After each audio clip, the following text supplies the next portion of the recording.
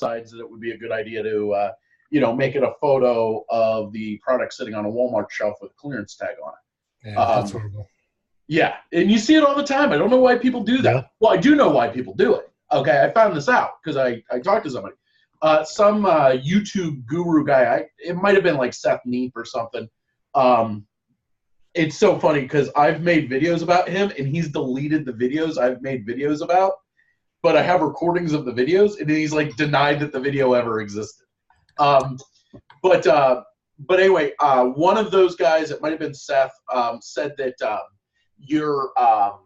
if you use the image that's on Amazon and it's a copyrighted image, you can get your account shut down for copyright violation, which isn't true. So people are trying to retake the photo because they think if they take the photo, like let's say I'm selling a brand, like what the fuck? Why is my internet?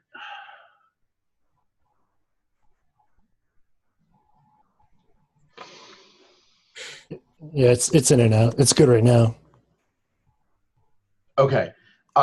Anyway, if it becomes a problem again, I have a way to fix it. I'll just connect to my phone as a hotspot. But anyway, so they were told that if you're like, you take a photo of Diet Coke. So if you have Diet Coke and Coke is trademarked, if you use the photo on Amazon, you're violating the Diet Coke trademark. So what they believe is by taking the photo themselves, they're not violating the copyright or their trademark on the Coke logo. Of course, that's not true, okay? But there's a lot of people that believe that. So I would check that, number one. Number two, I would also look, one of the things, if I'm going to go deep on a product, is I do look at the other products in the category to see, like, is this product overpriced? Like, even stuff like that can make a huge difference. With, like, bras and stuff, that happens a lot because, like, I'll list so many bras, and all of a sudden, if you don't have your pricer set right, your bra could be way more expensive than it should be. So basically what I would do, because I got a little rambly there, I would, number one culprit of bad listing, of bad sell-through, I believe, is bad photo. So I would make sure that you have a good main product photo. If you do, then I would go in and see, go from there. Does it have bad bullet points? Does it have a bad description? I don't even mess around. I would never mess around with the keywords on an RA item or an OA item. But I've tweaked photos before, and tweaked bullet points and keyword or descriptions and stuff. Another thing, and this just comes up a lot with bras for some reason. So I stopped selling bras because I was really having a nightmare with my Amazon account where I just had so many bras listed. One time I had like 3,000 bras on my account, and it was an accounting and inventory nightmare. My IPI score was bad. It wasn't good. So what I ended up doing was I sold out all my bras, and now I'm just going back into it because I was like, yeah, it was a pain in the ass, but it was a lot of money. So I'm going back into bras, and for some reason, I've seen a lot where bras will get, like I'll have a Bali bra, like a Bali 4269, which is just a particular kind of bra, and I'll have it in a color and then a size, and all of a sudden that becomes its own listing. Okay, it's no longer a child listing; it becomes its own separate listing. And the listing I sent it in on was like ranked like 3,000 in clothing, and now this new one is like not ranked in clothing at all. So with something like that, you can contact Amazon, and usually they'll merge it back for you. Yeah, I have a low conversion notice for a couple of RA listings or OA listings, and looking at historical price on Keepa, I know my price is good, and the image can probably be improved or some good additional lifestyle type image or something. But I was thinking about running manual PPC or something on it because the margin's big enough. Oh, well, then that's the other thing I did not mention, and you bring it up. I wouldn't even do manual PPC. Just do automatic, man. Yeah, I'm going to make a video about PPC that's like I go into like the basics of an automatic campaign. But I run an automatic campaign, and Brandon and I are about to talk about this. But on every product that I have, I call it my onesies and twosies campaign. And what I do is I pull my my item valuation report from Inventory Lab. I'll make a whole video on this, but basic process: pull your item valuation, inventory valuation report. Then I delete everything that I have like a bunch of, okay? Because those I've like done manual PPC or automatic PPC that'll be unique to it. And then I just run everything with a $10 daily budget and a 5-cent or 10-cent bid. You will see your buy box rotation go up like 50 to 100% overnight just doing that. That's like one of the big things. And there's no, Amazon's never confirmed that that's how that works, but practically, yes, that's how that works. Yeah, that's what I'm doing. I'm running an auto campaign that I just called All ASINs. Yep. I wish there was an easier way to pull all of your, pull them all together, but there isn't. You got to do it manually.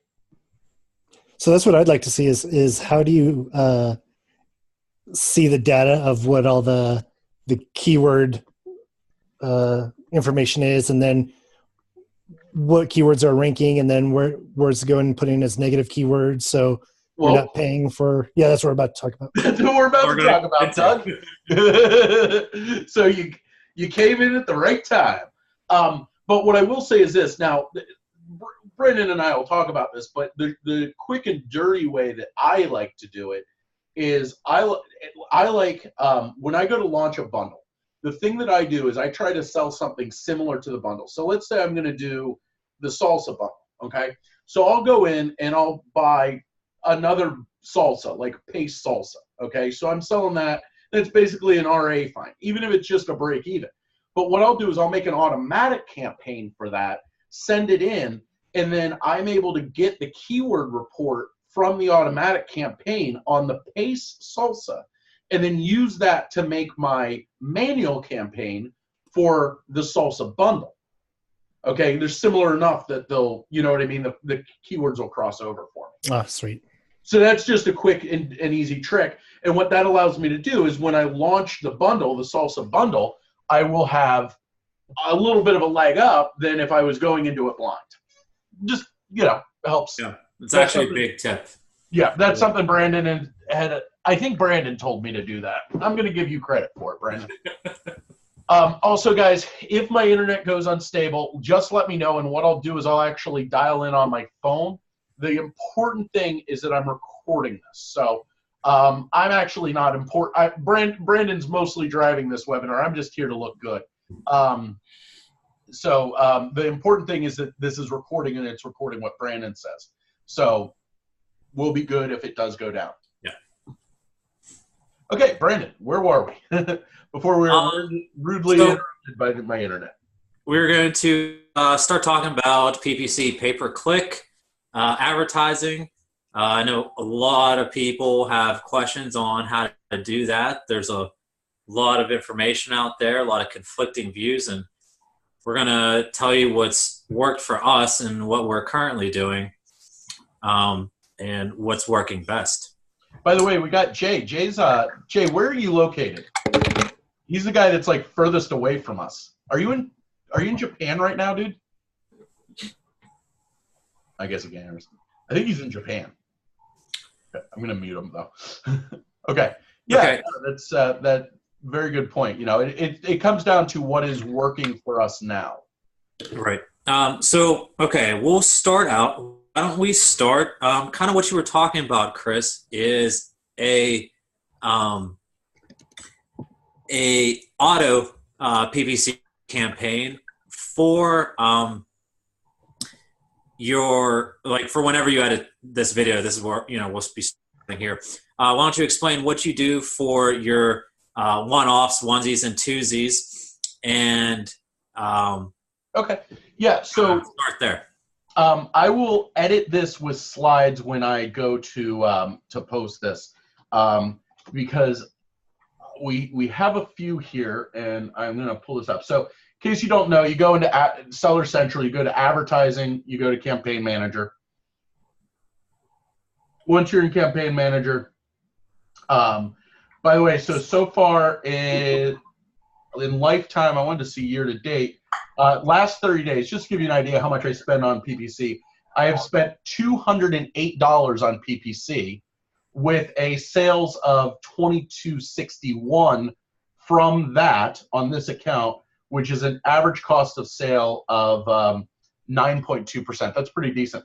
So what I do then is you have the campaigns. Now the campaigns, I like to bundle my campaigns to similar products. There's absolutely no reason to do that other than that's what I do. So like I have campaign names like Sage. I don't know what Sage was, but usually I name them after the supplier. Okay, so like if I have a Walmart replen, I have a campaign called Walmart replen, Target replen, Kohl's replen, so and so forth. So once you go into that, it just helps me track things nicely. Once you go into that, you just click on create ad group, and this is going to be again for just an automatic campaign. You just name it whatever. That's not important. And then you just start adding the ASINs that you want to do. Now I'll make a more in-depth video that shows how to do it with pulling some reports from Inventory Lab to see all your items that you only have one or two of. That'll help you, because this is something that like gets rid of dead inventory real quick. And then you're able to go in and add anything.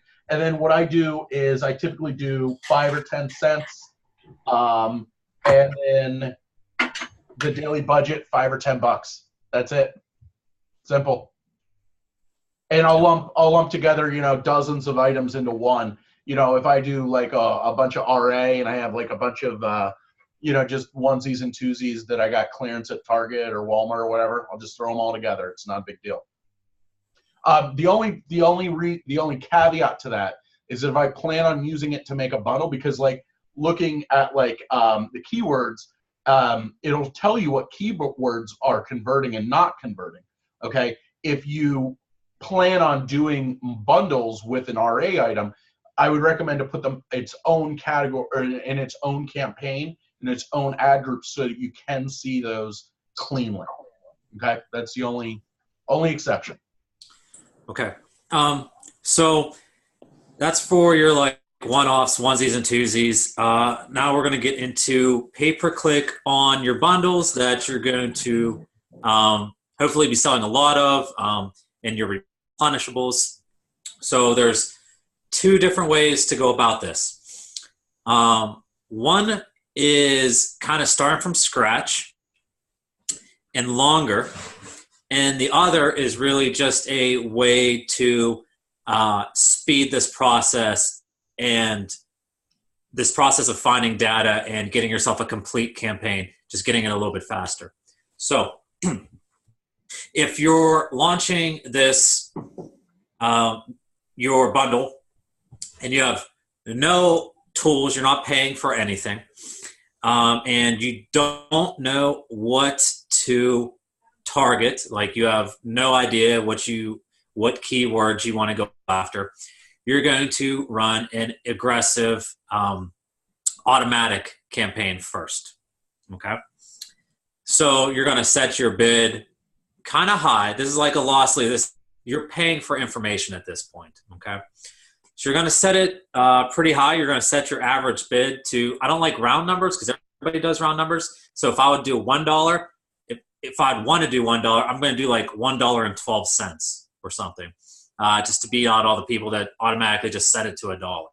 Okay, so I do like weird intervals there. So you're going to set your bid to $1, and we'll say $10 a day. And you're going to run that auto campaign for about 2 weeks. So what that's going to do is basically, instead of you choosing what keywords you want to target, Amazon's going to look at your listing through your title, bullet points, back-end categories. They're going to start putting your listing in front of people based on who they think should be buying it from that data. Okay, and you're going to run that for like 2 weeks, and then you're going to generate a report, and it's going to be an Excel report. I really, really want to point something out, Brandon. I'm sorry that I interrupted. Yeah, I wanted to just say something. People talk about like how hard it is to do PPC, and it can be challenging. There's Leron Hershikorn, literally all he does is PPC for Andy Slamans. That's his job. Okay. Get a lot of sales just using automatic campaigns. Okay. I keep it low tech. If you don't want to go beyond the automatic campaign, you're not going to do as well. But boy, I mean, I'm looking at the average cost of sales on one of my private label grocery brands, and it's an automatic campaign, and my average cost of sale is 8%. Professional PPC people do not get 8% average cost of goods, or ASAs, or however you say it. I'm just pointing that out. You can do really, really well just doing an automatic campaign. Those first 2 weeks, like, don't think you're not going to get sales. You will get sales. Right. And I also want to point out that we're running PPC from day one. As soon as your stuff is checked in, that's when we're going to start this. We are not waiting for a certain amount of reviews, because if you have made your bundle and your listing correctly, you're going to be showing value, right? You're adding value to this category. So by doing this, you believe that all you have to do is put this in front of someone, and by them seeing it, they're then going to buy it, because you're providing something that nobody else is, and your listing looks good, okay? Your images are good. But just by them seeing it, they're going to buy it. So you run this automatic PPC campaign. After 2 weeks, you generate a report. It's right in there. You know, you go to your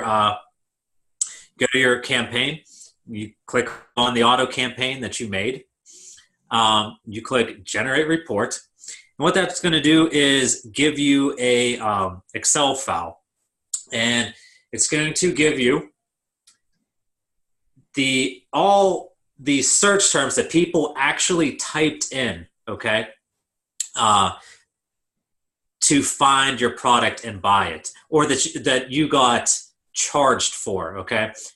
But who's actually clicked on your advertisement. And real quick, this is what it looks like, and I didn't get. Whenever we edit this video, we can show an Excel sheet that's like an example, so we can point out exactly what we're talking about. Yeah. We'll do that later.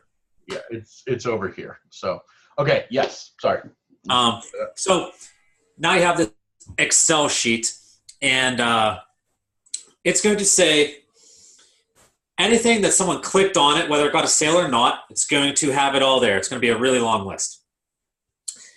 Hopefully, if you got a lot of clicks. And it's going to say the exact words or phrase that they typed into the search box whenever they clicked on your advertisement, okay? And that's important, what they actually typed in. And then over in the next column, it's going to show sales. Sometimes it'll just be a click and no sales. You know, you're just getting charged for the click. You get charged whenever they actually click on it, not just whenever they see it. And so anything, after you do that, anything that, any search term that someone typed in that led to a sale, okay, we're going to make record of that. We're going to take that and we're going to make a new list. Make a Word document, make an Excel document, whatever you want. Pull that out. And by doing that, this is then how we're going to start making our manual campaign and creating a more optimized PPC campaign, okay? And while you're running that, after 2 weeks, anything that has, in my opinion, been clicked on 10 times, okay? Some people say 20, I say 10, without having a sale. Okay, like you've been charged for this whenever people type this in 10 times without a sale. I then do an exact negative. Okay, this is how you start optimizing so that you're spending more money on the good search terms and spending less money on the bad search terms. Okay, so it's like if you were selling garlic presses, okay? And you're doing it's showing up for, Amazon's making your listing show up for what it thinks are going to make people buy it. So let's say it showed up a whole bunch of times and people clicked on it, but they were searching bag of garlic, okay?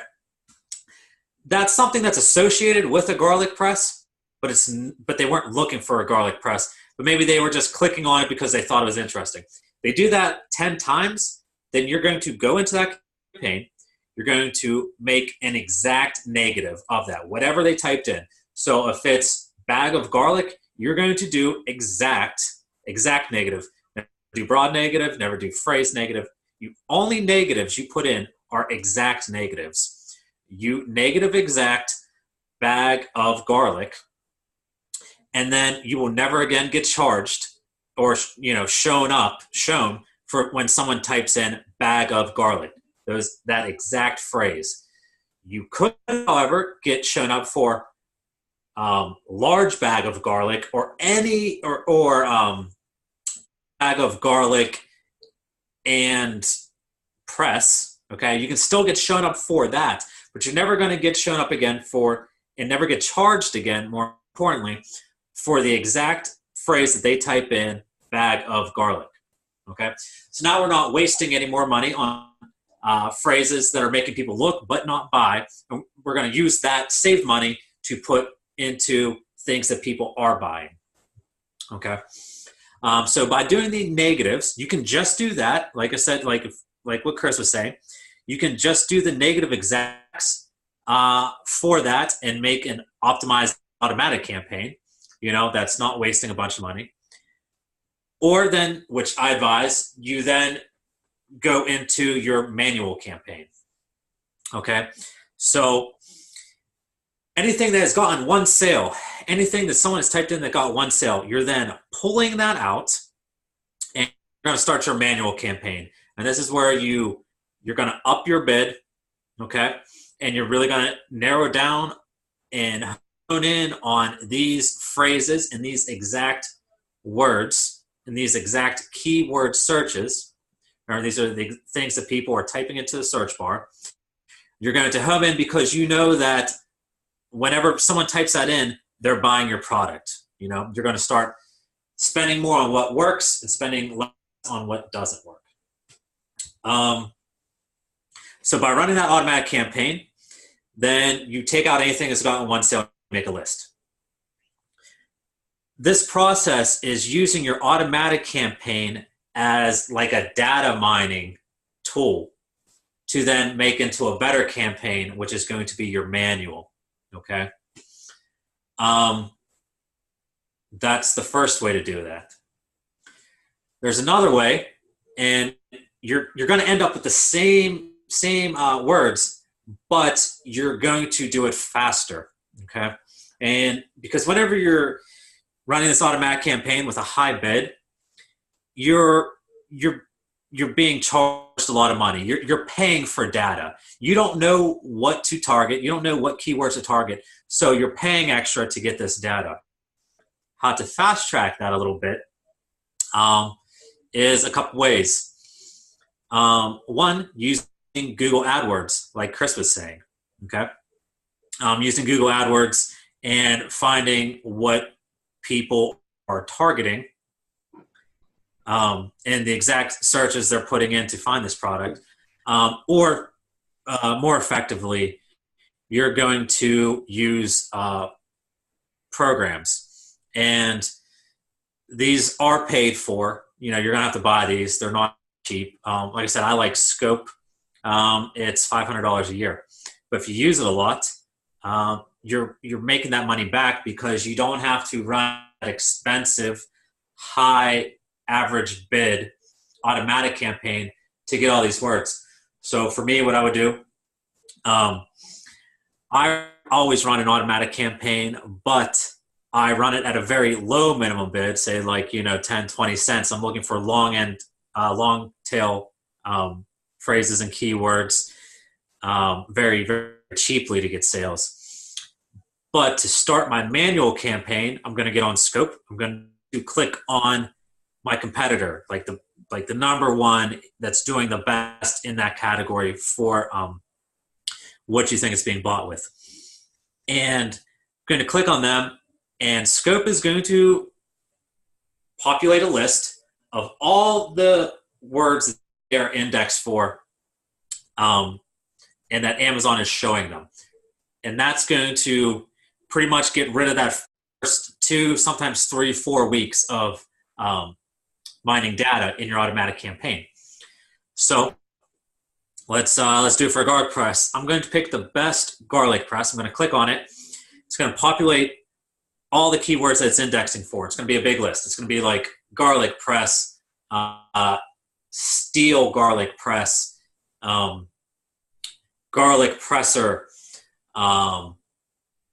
best garlic press. I don't know. It's going to be a whole bunch of whatever someone's typing and buying that product for. It's going to show me. So basically, you're going to get the same results both ways. But by using a tool such as Scope, I believe, like I said, Helium 10 has a function that does this also. I'm not familiar with it. I don't use that program. But I know Brandon Young really likes it, and he knows what he's talking about. So if he says it's good, it's probably good.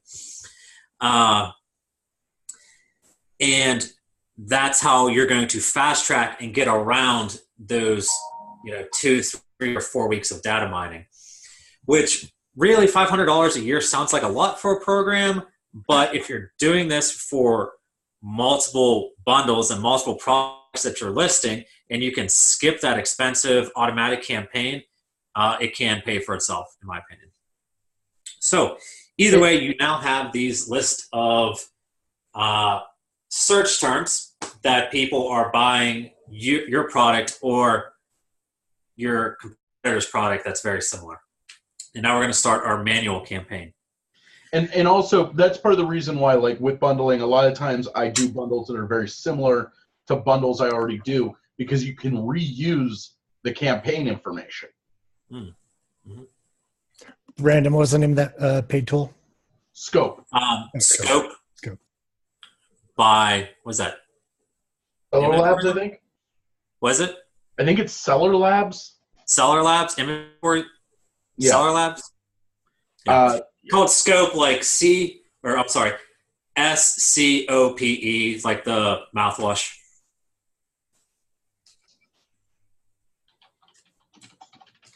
Their basic might be like $400 a year or something like. They just charged me, came out automatically. I forget exactly what it is. Yeah, I'll post the link in the chat. I don't have an affiliate link or anything to that, but it's good. Okay, so now you have your list of phrases. Bring up the chat. That was just me. You're good. Oh, okay. All right, and now you're going to start your manual campaign.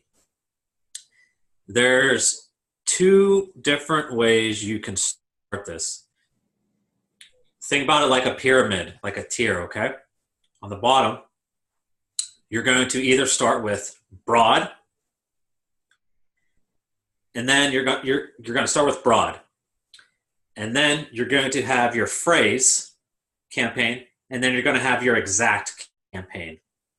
Most of the time, I let my automatic campaign be my broad campaign. They are different. If you really want to hit it hard, you can run a manual broad campaign. But I generally start with the phrase campaign, okay? So, whatever I was bidding in my automatic campaign, I'm going to raise the bid whenever I make a phrase. And so everybody understands what these different categories for pay-per-click are. I should probably explain this. Broad would just be like one word, and anything that somebody types that has that word in it, whatever Amazon associates with that, you have a chance of being shown there. So if you had a broad as garlic press, you could get shown for anything that has the word garlic in it. You could get shown anything that has the word press in it. Okay? It's very, very broad. I prefer to start at the phrase campaign most of the time.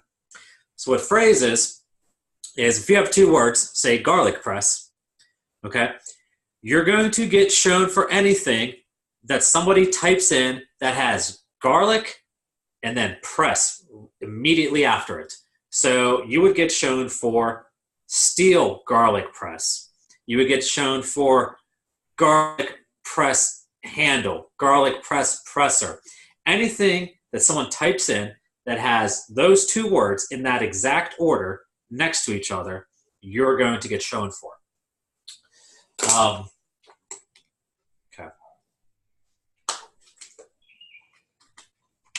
Okay. So,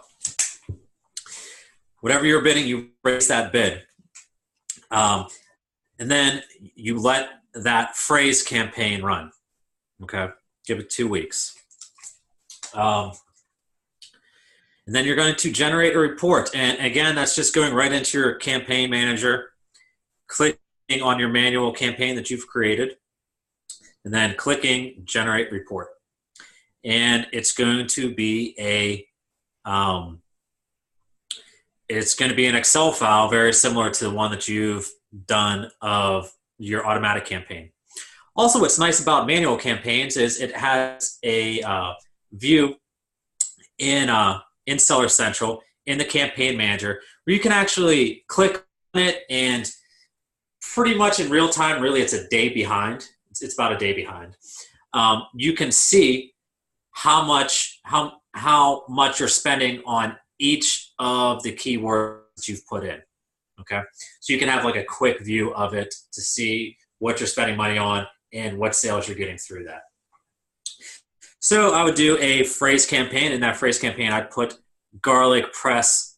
I'd put garlic presser.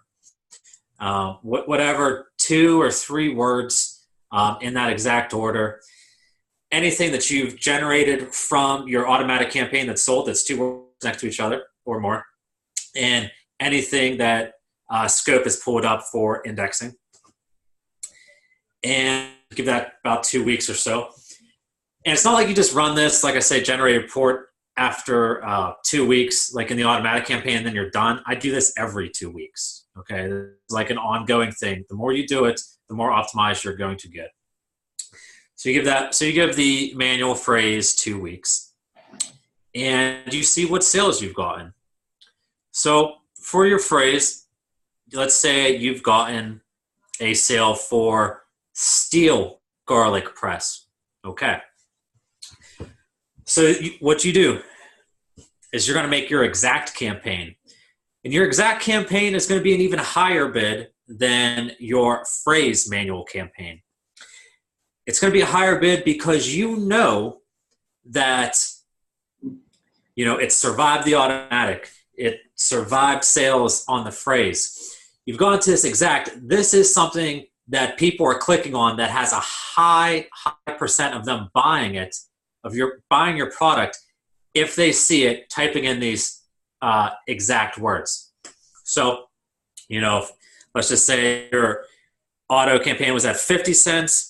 Your phrase was at $1. Your exact would be at $1.50 or $2. These are just made up numbers. Everyone's niche and category is going to be different. Your cost is dependent upon your competition. So you then make an exact campaign and you put steel garlic press there. What I'm going to say is very, very important. Okay. After you make the exact campaign for steel garlic press, you then go into your phrase campaign and you make a negative exact for steel garlic press. Okay. So now what's your phrase campaign going to show for? It will no longer show if someone types in steel garlic press. It will show if someone types in large steel garlic press. It will still show if someone types in steel garlic press gift. Okay. It's that exact phrase, steel garlic press. It will never again show up for. And why is that important? It's important because if you didn't negative exact that on the phrase campaign, and you also had it running up here on your exact campaign, you would actually compete against yourself. Amazon would bid you against yourself, not only everyone else, but of yourself. It's been tested by a lot of people, myself, people that I trust. The short answer is I'm telling you, you will. You will not, however, compete against your manual campaign and your automatic campaign. Those two will never compete against yourself. But your different manual campaigns will. So again, think of it like a pyramid. And anytime you move something up in the pyramid, whatever phrase you put up in the pyramid, the level below it, you put negative exact in there, okay? So what you're doing is moving things up in the pyramid, raising your bid, but each time you move it up, it's a better and better keyword or a key phrase to index for, okay? Is everybody following that? Does that make sense, Chris? How that No, this is good, and this is something that I've seen a lot of people mess up, and it'll make your cost of PPC just go very high. Yeah. Think about that. Compete against yourself. Like, you can't win. It's there. Yeah. That's why I always lose. My biggest competitor is myself. So key points to take away from that. Whenever you do a negative, it always has to be a negative exact. If you don't do a negative exact, if you do a negative broad or phrase, it will mess up your campaign. So again, how aggressive you're going to go after this listing. You can either start at phrase manual and then go up to exact manual in the same campaign. Or you can start at broad manual, then phrase, then exact. I hope everybody understands the difference. Remember, broad is garlic press, show up for everything garlic, show up for everything press. Phrase has to be garlic and press exactly next to each other, and then whatever else on each side. And then garlic press exact, they can only type in garlic press in the search term. Anything else, and you're not going to show up for them. So by doing this, if you stay consistent with this and you update this, say, every 2 weeks, you're going to get a very, very optimized listing. And again, you're going to go through it, and anything that's been clicked on for any of these 10 times or more without a sale, you negative exact that phrase in whatever section of the pyramid it's on. Okay. Brandon, when you're doing this, are you running automatic campaigns also? Yes. So okay. When you're frozen again, but whenever, and if I phrase, say it in the chat, but whenever I'm running a manual campaign, so if I was to start it and I have my manual campaign running and I have I turned my video off, by the way, to try to better my connection, because cool. You're the person that's important. Whenever I'm running a manual campaign, I will always be running an auto campaign with it. Okay. So if I already have a lot of data mined, if I have a lot of data in front of me, I will then lower my automatic bid down to like even 10, 20 cents, okay? Because it's still useful. And it'll find some like weird long tail keywords. When I say long tail, I mean like someone might type in garlic press for my mom. Something that not a lot of people are going to can I take a quick, we should probably explain what a long tail is, because not everybody would know that. Yeah, that's what I'm trying to explain now. What a long tail keyword is something that not a lot of people type in, but if they do type it in, you're going to get the sale for it. So that's something that having a very low bid automatic campaign is good for, because you'll show up for something weird like a. I want to point out, by the way, What's I up? literally You wrote okay? the book on long tail.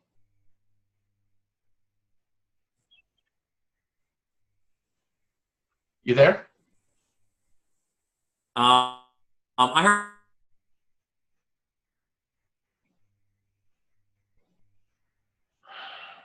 If you guys can still hear me while Chris is dealing with Yeah, I'm technical back. difficulties. I was going to say I actually wrote the book Oh, on. the long tail. There we go. I didn't really write that book. But Yes. yeah, Brandon pointed out Different Chris Anderson. different Chris Anderson. I am technically the third most famous Chris Anderson, this being the first most famous Chris Anderson. But yeah, Brandon, that was a good example of a long tail, and that's very important to take advantage of, because although they are less searched, they're much less competitive. Right. And so next, people talk about how much should I bid? What kind of budget should I set? Okay. And I'm going to give you a little bit better than the cop-out answer is, well, it depends on your competition. You have to bid enough to be winning those keywords at some point during the day. And it's going to depend on how much your competitors for those specific keywords are bidding. But so some people pay a lot of focus on the cost that they're spending per click to their sales on their PPC campaigns. They want a profitable PPC campaign. I don't look at it that way, okay? What I want, even if my cost is 100%, okay, sales are good, I'm going to keep running that PPC. And here's why. Even if you were running your pay-per-click at break even, every time you get a sale, okay, every time you get a sale, you're going to be indexing, remember, for all those keywords in your title and all those keywords in your bullet points. And it's going to help your organic ranking, because essentially that's our goal. We don't want to just be that sponsored ad, at the top, or sponsored ad 3, 4, 5 down. We want our actual listing to be moving higher up on that page. And every time, and there's no way to do that except by getting sales. How high you are on the page ranking is only sales, only sales. So even if your pay-per-click campaign itself is at break even, so let's say you did 100 sales from your pay-per-click, okay? And your cost of goods, your profit margins, compared to what you spent on pay-per-click, were all break even.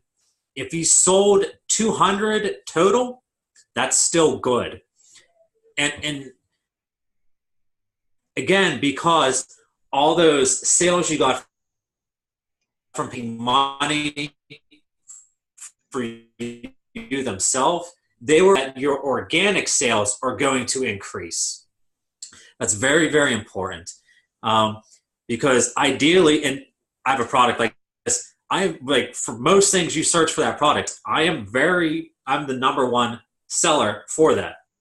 I'm at the top of the search, of the page. Above that is my sponsored ad. People are like, well, if you're ranked number one organically, why would you still target that in your pay-per-click? You target that because, one, seeing your item listed twice, right in that person's face, and on your phone, you're chopping off another competitor. They can only see you twice and maybe one other person, instead of seeing you and 2 other people.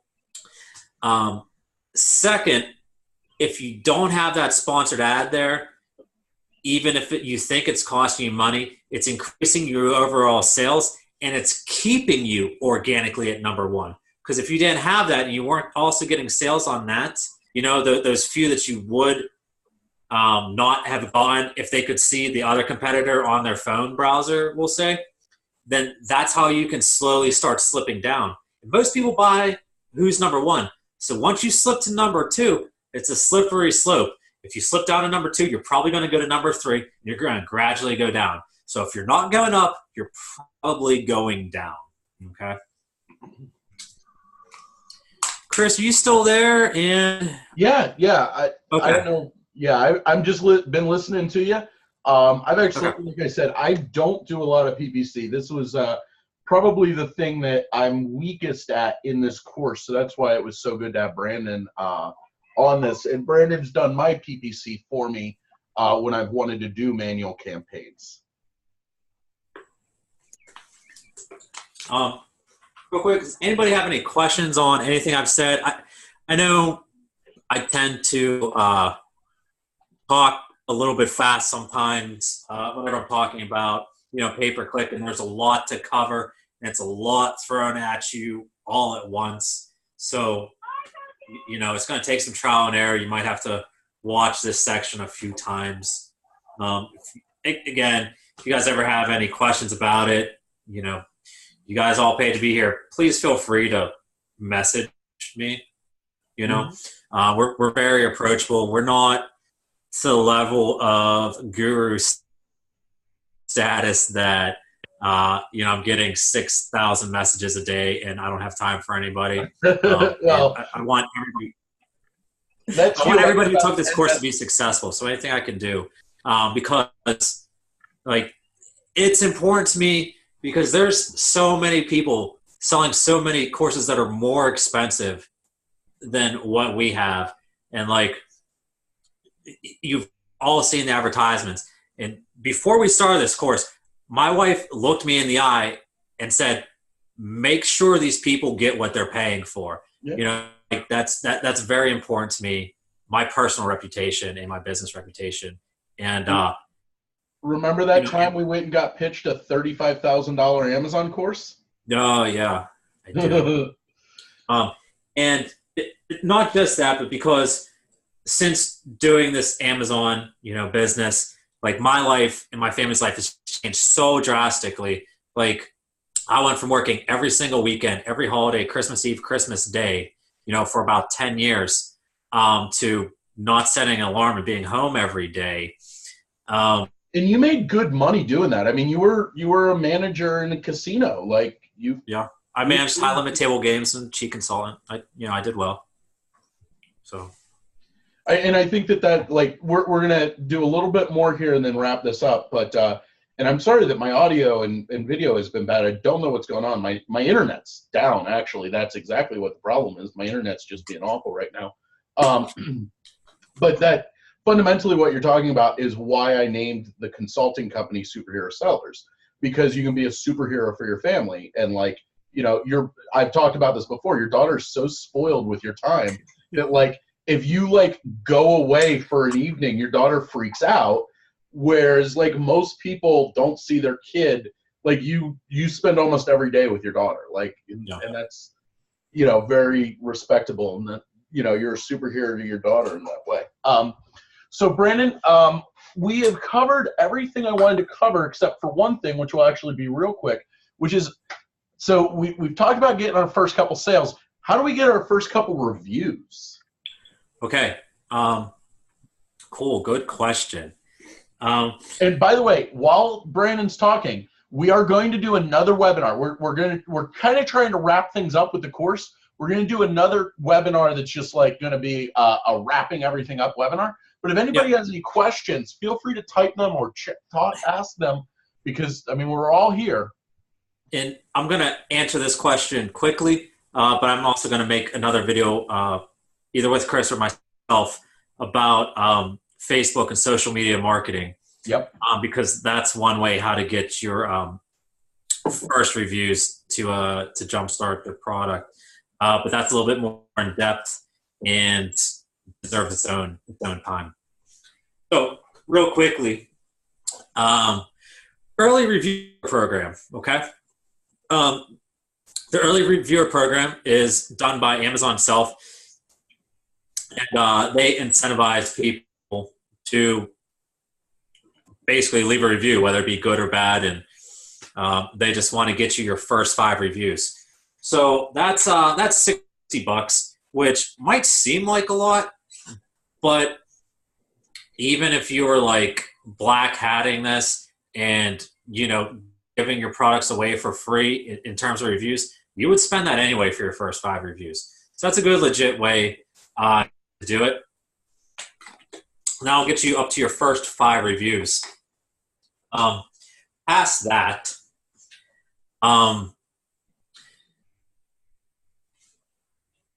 so everybody wants to do social media marketing and driving sales to Amazon outside of Amazon.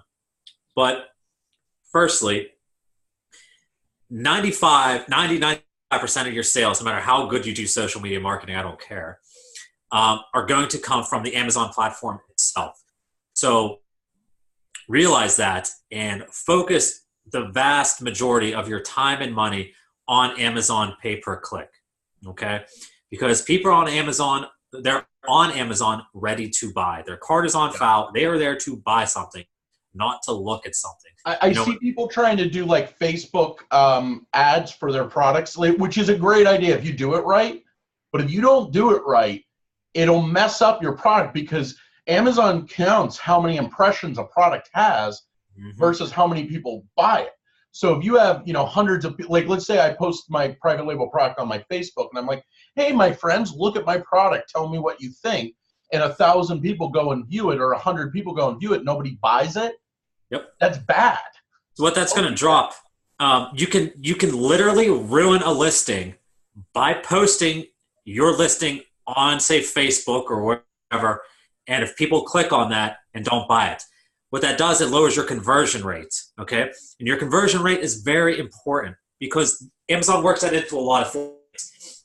Your conversion rate is actually worked into what they charge you for PPC, okay? Facebook does a very similar thing because they want a good user experience on both platforms. Because I do a lot of Facebook marketing. But by having what was the term I just said? You're talking about conversion rates with conversion rate. Thank you. Amazon. I blinked. By having a higher conversion rate, Amazon will actually charge you less for your pay-per-click ads and show them more. Okay. Without getting into it, it's been proven by people that I know and trust.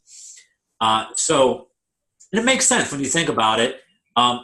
Any platform wants a good user experience, and by having a high conversion rate, you're showing them that by putting this advertisement in front of somebody, they want to buy it. They're not annoyed by it. So, one, driving traffic to your exact product on the actual link to your product from Facebook can hurt your product. But having a social media presence, like say a Facebook page, and driving sales to your product from that, if done correctly, can be very strong. Yeah. I would just really recommend before you dive into trying to do that, get your product established. Know that you have the good photos. Know that you have the good bullet points and that stuff. And also I would definitely recommend to have some reviews going on. Yeah. So when I say getting some reviews by social media advertising, by having like a Facebook page and stuff, that is a process. That is not going to be something you're going to do in a day. That's not going to be something you do in a week. I'll explain it further, but essentially you're making a page, you're building a relationship for people so they already, either know who you are or they're interested in your page and the content you're providing, you're engaged, and they're passionate about this niche or whatever. So whenever you do sell them on something, you're going to have a higher review rate because they care more and they want other people to know about it.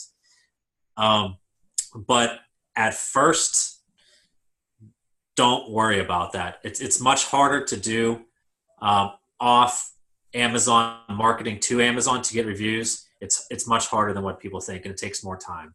Yep. So the short answer, I guess, launch, do the early reviewer program, try to put out as good a quality product that's possible. And anything else? Some people think nice packaging increases review rate. I'm kind of either way on it personally. And that's it. It's volume of sales. Like, you got to sell a bunch. Those reviews will come in and they'll be organic, but it's going to be at like 2%, like for a good review rate. You just get the sales. I also use Feedback Genius. Feedback Genius basically is a follow-up email program for Amazon sellers. Within the program, you can set it. By the way, Feedback Genius is free. You can get a free version of it. It's free to like the first so many emails, which is actually a lot of emails. Most people, it's pretty cheap. I think the $30 or $40 membership. And what I do is for my private label products, you can exclude ASINs from. So I send everybody a request for seller feedback, and I believe that having good seller feedback volume is helpful in winning the buy box. I believe that to be true. I don't know that it's true, but I agree. I think, and it makes sense. Okay, Amazon's not dummies. I mean, that's debatable, but it would be smart of them to do that because it just would. So what I do for my PL products is I actually have a separate thing that goes just to the people that bought those particular ASINs. And then I'm able to target them to try to get them to leave product feedback on the product page. Okay, and that's like important. You need to look on their website because they have a guide to doing it that stays within the terms of service, because you can get real outside the terms of service real fast with this. Yeah. If you don't do your follow-up emails correctly, you're going to violate terms of service. Also, there's the way they used to teach back in the day, how they used to teach email follow-up sequences. They were like, you got to send people 3 different emails. 1 thanking them for your product. Then you wait. You got to say 2, here's some free info on something. And then you send them a 3rd email. And that's going to be asking for them to give you a product review. Please don't do that. It's people, would you like that? No. It's super annoying. Okay. And one, you're either going to annoy someone if you leave a whole bunch of email sequences and they're going to leave you a negative review. I've seen it happen to people saying that the person was begging for reviews and it's super annoying. Or the other thing that can happen, they can just turn that function off. Okay. And then it's going to be ineffective anyway. So if you're going to be doing it, just do 1, possibly 2. Do it the right way. Maybe we can talk about that sometime. But most importantly, you have to do it in a way that stays within the Amazon terms of service. Because if you mess that up, I buy my competitors' products because I want to see how they're packaged. I want to see how they're coming. I want to see if they're adding anything in there that's against Amazon terms of service. I report people like on a weekly basis. Like if their main image is out of terms of service, I report that every week until it gets changed. So if I buy your product and you send me that follow-up email that's outside of Amazon terms of service, I'm absolutely submitting that to Amazon under violations. I'm sure nobody in this group is enough of a jackass to do this, but don't call your customers and ask for feedback. That's a bad idea. Oh my God, I can't even. The feedback that I would leave for that. Don't do it. One time I bought something off Etsy and the people signed me up for a mailing. Basically, I started getting religious mail for like months. I was so pissed about it. And I knew who did it too. So I reported them to Etsy. Don't do that either. Yeah. So really there's no real way to fast track reviews anymore within the terms of service. You can do your best. You can absolutely do the $60 early reviewer program. But outside of that, until we get into actual Facebook social media marketing and explaining that to you, there's not a whole lot of ways you can speed that up. Yeah, it just takes time, and it's been, man, it's been really annoying. I have one of my PL products. I talked about it in a post. You know what I'm talking about, Brandon. It got featured on a podcast, Yeah. and people started leaving me feedback on it that was really mean and really nasty. And at first, because the product's kind of a joke, like it's kind of funny, okay. And at first, people were leaving me 5-star feedbacks, but then making fun of the product. I'm like, okay, whatever, I don't care. It's funny to some people and not funny to other people. Yeah. So then they started leaving 1-star negative reviews, and it really hurt my product. Like, kind of ruined the product. So, and there's nothing I can do about it. They're all unverified negative reviews, and they're like all reference the podcast, and I'm pissed about it. Are those unverified? Yeah. I might be able to get some of them removed. You can get some unverified ones removed. Verified ones, absolutely no. But yeah, I mean, it is weird how it works with the feedback. Like, if you ever saw, like, did you ever see that? Do you remember the thing with Hillary Clinton's book? Like before it was published, there was like 5,000 1-star reviews on it. Oh, yeah. Yeah. I mean, it is funny, but. Okay, does anybody have any questions? Because I think we covered everything. That pretty much wraps it up, unless there's any specific questions. Yeah, I'm going to edit this together, edit this into 3 different videos, and add some slides to it. I'm not feeling well today. I got very sick last night and this morning, so I might go to bed early tonight. So this might take a day or 2 to get out to you guys, but I'll get it out as soon as possible. Yeah. Ugh. Brandon, do you have any experience or feedback about zone tools for PPC automation? For Zon tools, PPC automation. I think I really dislike any service that like mass optimizes your PPC unless someone's really doing the research and mining data and updating it from, the reports that they're extracting. I think that's a very, very poor way to do PPC, and I have a low opinion of it. So any service that does that, I just have a poor opinion on. I think from some basic understanding, you can do it much, much better yourself, I got to say, the method Brandon outlined here, it's something you do every 2 weeks or so. And how long do you think it takes? Maybe half an hour tops? Yeah, I mean, I do it for multiple ones, and it's not hard. And that at that point, if you have more money than time at that point, that's something to easily outsource. I can easily tell someone, extract this, anything that has a 1 in this column, move to a sheet over here. Put what's in the sheet over here into this campaign. Like, you can automate that if you really want to. It's not. Yeah. And I also, one of the things I see, like, if you go on Fiverr, there's people that do your PPC for you. I would advise against that. And that's like one of the things, like I talked about this earlier with writing a listing in English. I think it's a big advantage to be a native English speaker, because sometimes, like, when you're doing the PPC, there might even be cultural things, like beyond speaking English, like cultural things that we would understand. I want to say this too.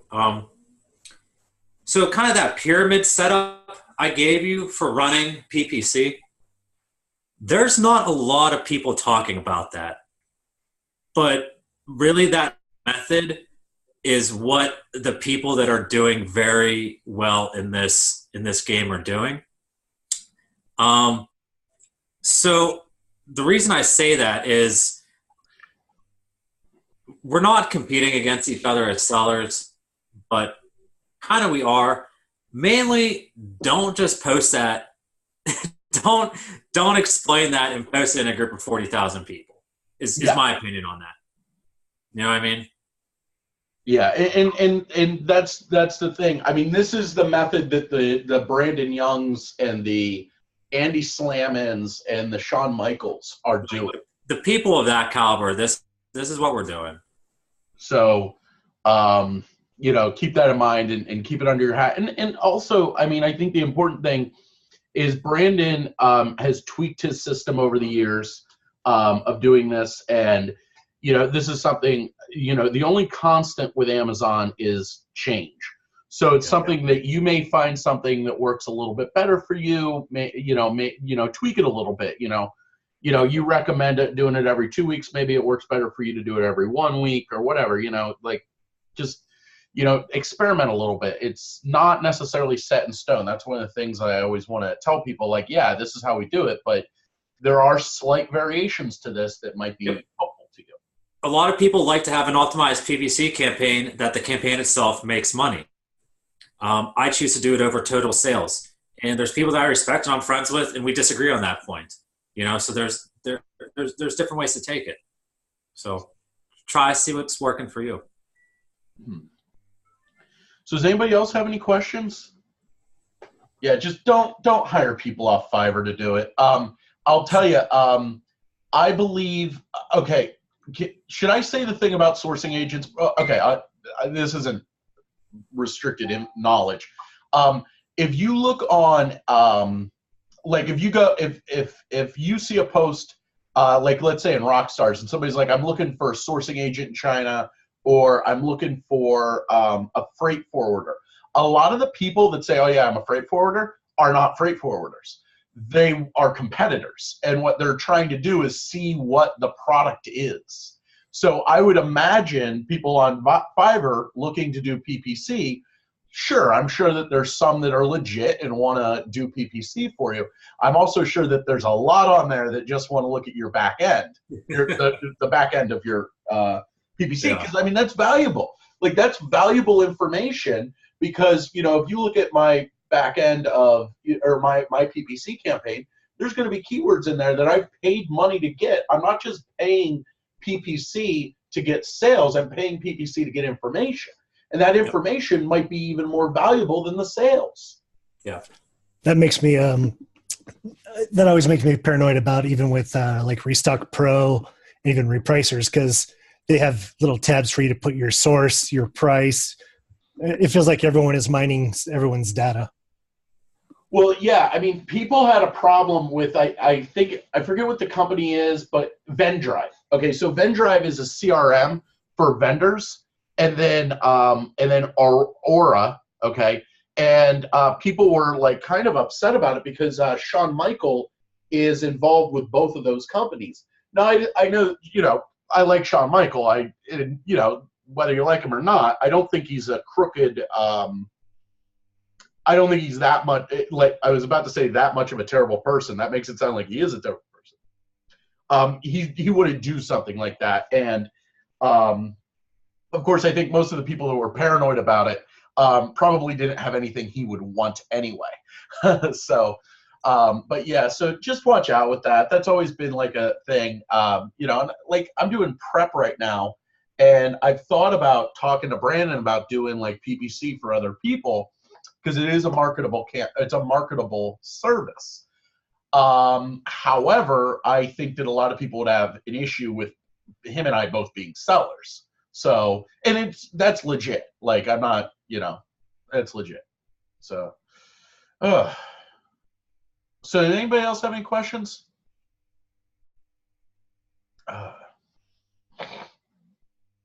So I'm waiting for Brandon. I guess we're done here.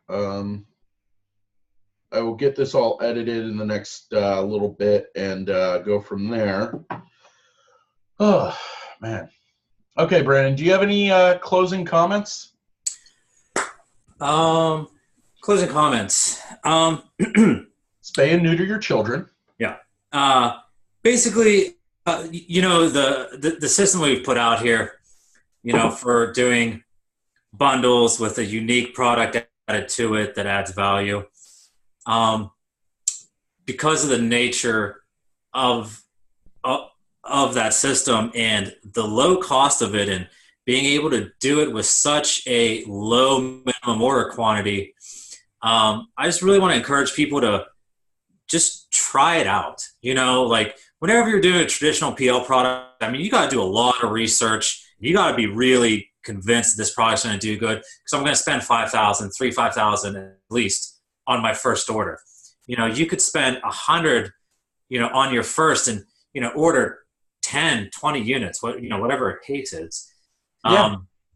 And so just by doing one, just put yourself out there and try it.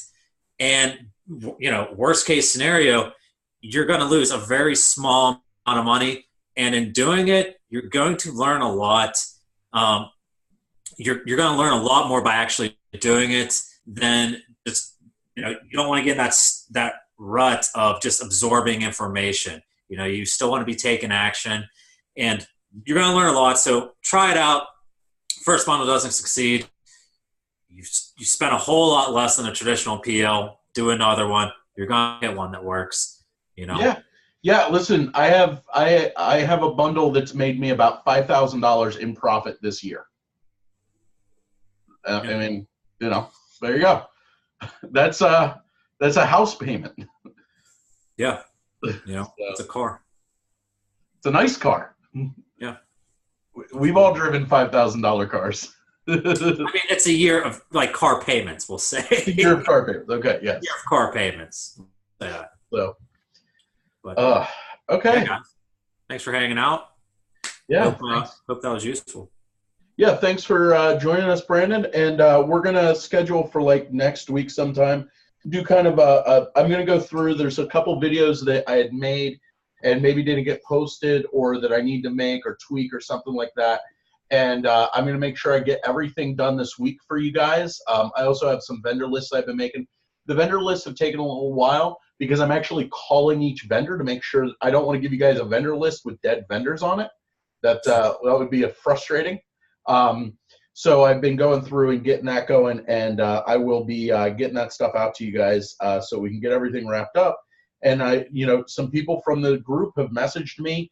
They've started doing bundles, or they, doing pretty much what we're doing and having really good success. Some people have already started to get the sales, and I'm delighted. Some people are in the research phase. Some people have already ordered stuff. There's people all over the place. And again, if anybody has any questions, and I'm looking at you, Rhea, not the questions things. Rhea and Jason, they've been doing a lot of research, and they're, I think, right on the cusp of ordering stuff, which is good. Doug, I think you are too. If anybody has any questions for me and Brandon, please feel free to reach out to us. If you want it to be a private question, obviously in the group, don't share your idea. But if you want to ask us anything, we're here for you. We want to be a tool at your disposal. So yeah, we're excited. So, okay, guys. Well, and also, I guess I'm burying this at the end of it. I will be doing the tactical arbitrage thing sometime next week. But again, I was talking earlier, I'm helping my mom move, and I have to work around my cousin's work schedule because he's the only person I know that can help me with moving the furniture. So I'm kind of at the mercy of a custodian at a millwork factory right now. So it's been fun. Okay, guys. Well, I will talk to you guys later. Brandon, thank you again so much. And tell Bethany and Rowan I said hey. Okay. Thanks, everyone. Yeah, bye-bye.